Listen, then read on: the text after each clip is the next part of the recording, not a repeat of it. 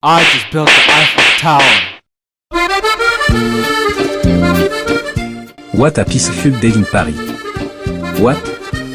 Why is there two Eiffel Towers? Superbricks?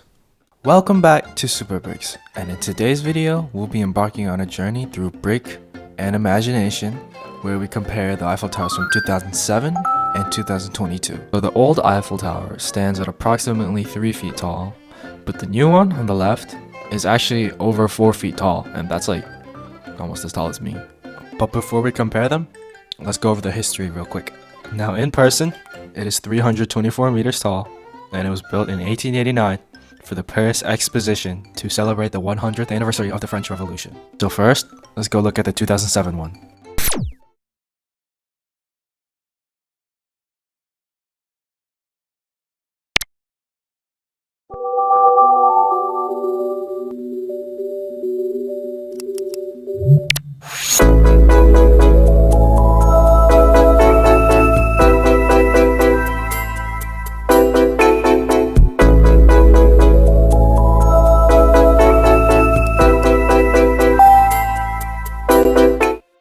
So back in 2007, when LEGO first introduced the Eiffel Tower, it was a part of the Expert Creator series. This set was one of the biggest ones that I've ever released, and it was highly sought after. From its price to its size, LEGO builders had never seen anything like it before. It has a lot of unique details, like the little French flag on the top, and then inside, you can see all the little elevators that go up and down, and they actually come in 2 colors, red and yellow. However, because the set is so old, building techniques are like really bad. It's just a ton of pieces that are just stacked up on top of each other, no like side pieces or upside down pieces, nothing unique that would actually help the support of it, and it's just like poorly built. Then again, can you even really blame them? I mean, it was their first time building it, so they didn't really know what they were doing. Anyways, let's talk about the base plate.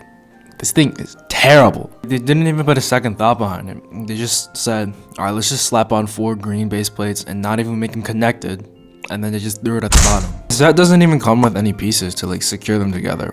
They're all just separate, and they fall off super easily when you're trying to move the whole set around. Anyways, speaking of trying to move it around, it does come apart into 3 modular pieces. You can see how the parts separate connect in here, but it's just basic Lego pieces stacked on top of each other. Very minimal and makes the set look quite blocky. Nothing fancy here. Now earlier I mentioned the little elevators that take you to the top.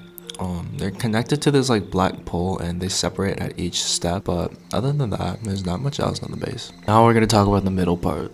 This part is pretty much just a smaller part of the previous one, and there's not much to it. It's literally just 4 pieces that connect onto the top piece, and you can just see how the overall set looks really blocky. They definitely could have done a better job on the top part, because like, what is that? Brother, anyways, it's time to talk about the one that was released back in 2022, so let's go back to the present. This is the 2022 Eiffel Tower. It comes with 10,000 Lego pieces and it's a whopping $630. Who is paying that much money for Legos? Us, apparently. It also comes with about 3 times more pieces than the old set. And if you're one of the first to buy it, you get an exclusive set that showed you what the room looks like at the top of the Eiffel Tower.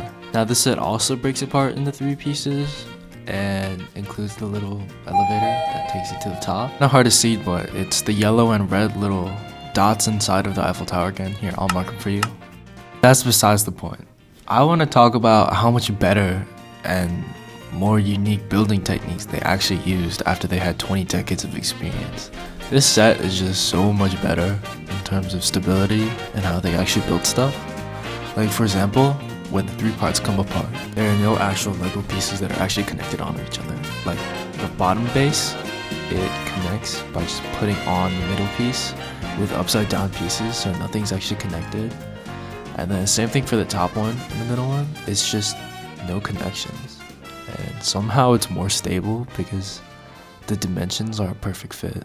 Also, they actually made the base plate a single piece. There's even handles at the bottom where you can hold it, including the fact that it won't fall apart when you pick it up. Wow, that's almost like what a base plate is supposed to do. But yeah, LEGO really stepped up their game for this one. And I'm not throwing shade at them or anything. I'm just like trying to show you guys the difference. Yeah, the base plate looks so much better in this one. It's got little trees, little lamps, there's little benches too. and then the bushes as well. Very well made. The base plate extends out just a little bit for each leg of the Eiffel Tower as well. It's not a perfect square, but honestly, I don't think anybody really cares about that, because I mean this set is just massive. Overall, I'm loving the improvements that LEGO made to the new Eiffel Tower. The way they use clip pieces at the top, and even the gray sausages they put in the middle, it just gave so much more care to this set. Now this video is not done yet. It would not be a Super Breaks video unless we did something at the end. We're gonna be seeing how many minifigures we can fit on the Eiffel Tower. Whichever one can hold more wins.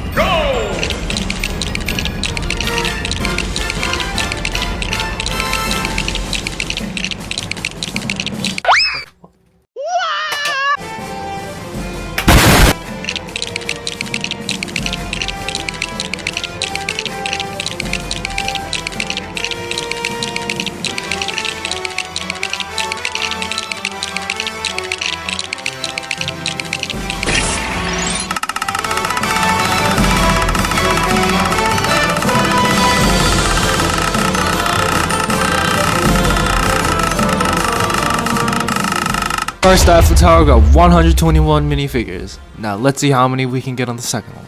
Let's go.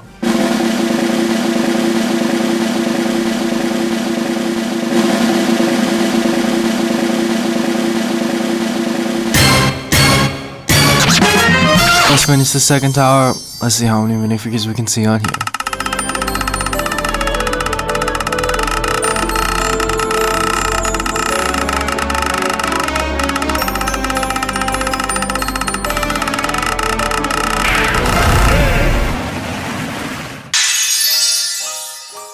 The final score comes out to 153 on the new tower versus 121 on the old tower. I think there's a clear winner here. Anyways, that's the end of this video.